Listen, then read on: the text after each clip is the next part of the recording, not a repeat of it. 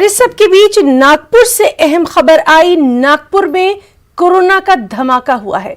गुज़िश्ता 24 घंटों पर अगर नजर डालें तो नागपुर में 500 कोरोना पॉजिटिव मामले सामने आए हैं, जबकि 5 कोरोना पॉजिटिव मरीजों की मौत हुई है। तकरीबन 66 रोज बाद नागपुर में कोरोना पॉजिटिव केसों की तादाद 500 के हिंसे को पार कर गई है। गुज़िश्ता 4 दिनों में नागपुर में 1398 कोरोना पॉजिटिव मामले सामने आ चुके हैं।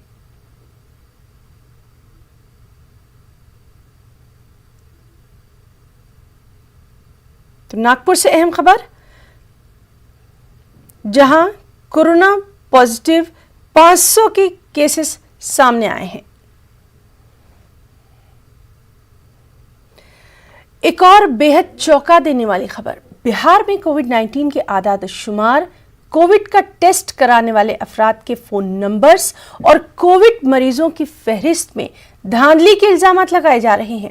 ऐसे में आरजेडी के राज्यसभा रुकन मनोज झा ने इस पूरे मामले पर राज्यसभा में 0 आवर्स नोटिस दिया है।